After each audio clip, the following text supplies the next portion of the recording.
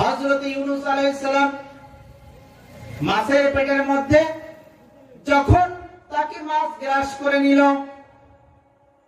মাছের পেটের মধ্যে চলে গেলেন।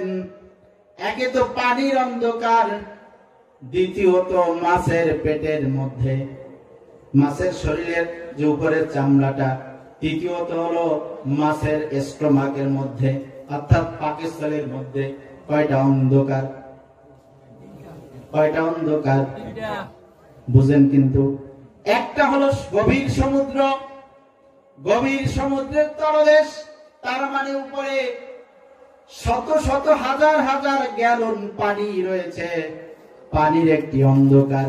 পানির মধ্যে ডুব দিয়ে দেখবেন পানির মধ্যে অন্ধকার কিনা। দ্বিতীয়ত হলো মাছের পেটের অন্ধকার।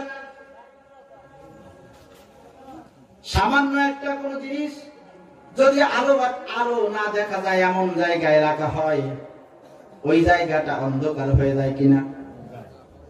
মাছের পেটের অন্ধকার, এরপরে মাছের পাকস্থলীর আরেকটা অন্ধকার, অর্থাৎ যেটা খাদ্য হজম করে। ওই মধ্যে যখন চলে গেলেন ইউনূস আলাইহিস সালাম কাকুতি মিনতি করেছিলেন কার কাছে? দুনিয়ার কোন মানুষ শুনে নাই, শুনছিল? কেউ শুনে নাই।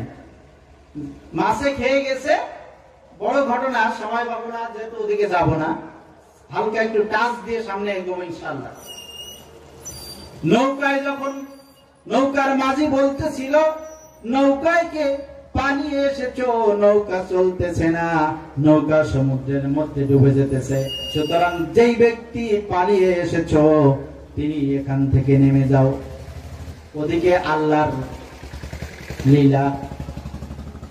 হযরত ইউনূস আলাইহিস সালাম নৌকা থেকে যখন ঝাঁপ দিলেন, সঙ্গে সঙ্গে আল্লাহ রাব্বুল আলামিন একটি মাছকে সমুদ্রের তলদেশ থেকে উঠে এসে হযরতে ইউনূস আলাইহিস সালামকে গ্রাস করতে অর্ডার করে দিলেন।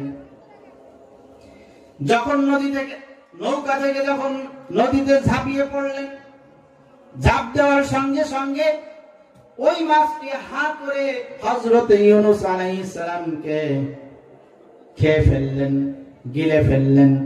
যখন তিনি পেটের মধ্যে চলে গেছেন, ভরসা কারো পরে করেন নাই, ভরসা কেবলমাত্র শুধুমাত্র আপনার আমার রব, গোটা পৃথিবীর রব, গোটা জাহানের রব আল্লাহ রাব্বুল আলামিনের কাছেই করেছিলেন। বলুন সুবহানাল্লাহ।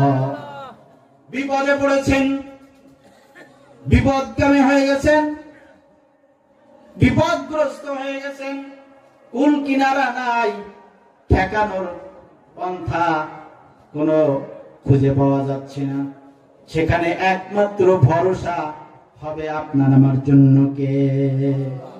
কিন্তু আমরা মানুষ বুঝতে চাই না। আল্লাহ রাব্বুল আলামিন হযরতে ইউনূস আলাইহিস সালামকে মাছের পেটের মধ্যে বসে যখন ডাক দিয়েছিলেন, পৃথিবীর কেউ শুনলো না। শুনেছিল কে বলেন সবাই? আল্লাহ রাব্বুল আলামিন শুনেছিলেন। আল্লাহ রাব্বুল আলামিন তখন আল্লাহ তার দোয়াকে কবুল করলেন। ইতিমধ্যে 40 দিন অতিবাহিত হয়ে গেছে। কতদিন? মাছ কিন্তু হজম করতে পারে নাই। 40 দিন মাছের পেটের মধ্যে হযরত ইউনূস আলাইহিস সালাম অবস্থান করতেছে আর আল্লাহ রাব্বুল আলামিনের কাছে কান্নাকাটি করতেছে, আল্লাহর কাছে দোয়া করতেছে, কাকুতি মিনতি করতেছে। পৃথিবীর কেউ শুনে নাই।